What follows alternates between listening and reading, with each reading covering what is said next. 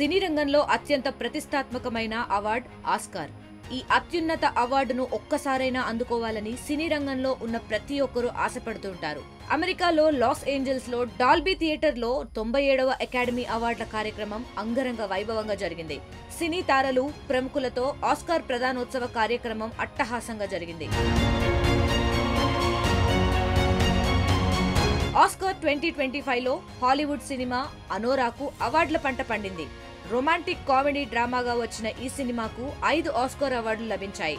Best cinema, best director, ఉత్తమ నటి, screen play, editing విభాగాల్లో ఈ మూవీ అవార్డులను సొంతం చేసుకుంది. అనోరాలో హీరోయిన్ గా నటించిన మైకీ మాడిసన్ ఉత్తమ నటిగా ఎంపికయ్యారు. బెస్ట్ మూవీగా అనోరాను ఎంపిక చేయగా ఆ సినిమా దర్శకుడు సీన్ బేకర్ బెస్ట్ డైరెక్టర్ గా అవార్డు సొంతం చేసుకున్నారు. ది బ్రూటలిస్ట్ లో నటించిన అడ్రియన్ బ్రాడీ ఉత్తమ నటుడిగా అవార్డు అందుకున్నారు. ది బ్రూటలిస్ట్ సినిమాకు ఉత్తమ నటుడు, సినిమాటోగ్రఫీ విభాగాల్లో ఆస్కార్ వచ్చింది. ఇక ఏరియల్ పెయిన్ చిత్రానికి కీరన్ కైల్ కల్కిన్ ఉత్తమ సహాయ నటుడిగా, ఎమిలియా పేరెజ్ లో నటించిన జోయా సాల్దానా ఉత్తమ సహాయ నటిగా ఆస్కార్ అవార్డు అందుకున్నారు. గత ఏడాది బాక్సాఫీస్ వద్ద కాసుల వర్షం కురిపించిన డ్యూన్ పార్ట్ 2 మూవీకి బెస్ట్ సౌండ్, విజువల్ ఎఫెక్ట్స్ విభాగంలో అవార్డులు వచ్చాయి. అడాప్టెడ్ స్క్రీన్ ప్లే విభాగంలో కాన్క్లేవ్ సినిమాకు అవార్డు వచ్చింది. ఇక బెస్ట్ ఒరిజినల్ సాంగ్ విభాగంలో ఎమిలియా పేరెజ్ సినిమాకు అవార్డు దక్కింది. బెస్ట్ ఇంటర్నేషనల్ ఫీచర్ ఫిలిం కేటగిరీలో ఐమ్ స్టిల్ హియర్ సినిమాకు అవార్డు రాగా, బెస్ట్ యానిమేటెడ్ ఫీచర్ ఫిలిం విభాగంలో ఫ్లో సినిమాకు వచ్చింది. బెస్ట్ డాక్యుమెంటరీ ఫీచర్ ఫిలిం గా నో అదర్ ల్యాండ్ నిలిచింది. బెస్ట్ యానిమేటెడ్ షార్ట్ ఫిలిం కేటగిరీలో in the shadow of the cypress కు అవార్డు వచ్చింది. బెస్ట్ డాక్యుమెంటరీ షార్ట్ ఫిలిం గా the only girl in the orchestra నిలిచింది.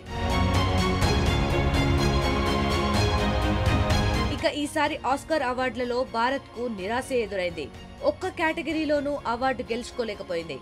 లైవ్ యాక్షన్ షార్ట్ ఫిలిం విభాగంలో award గెలుచుకుంటుందని ఆశలు రేకెత్తించిన ప్రియాంక చోప్రా షార్ట్ ఫిలిం అనుజ తుది మెట్టులో బోల్తా పడింది. ఆ కేటగిరీలో అనుజకు కాకుండా I am not robot Oscar ను గెలుచుకుంది. ఇక ఆస్కార్ అవార్డ్స్ రిమైండర్ లిస్ట్ లో నిలిచిన ఇండియన్ సినిమాలు Kanguva, the goat life, Santosh, Swatantra Veer Savarkar, all we imagine as a light, girls will be girls సినిమాలు ఆస్కార్ నామినేషన్ ను దక్కించుకోలేకపోయాయి.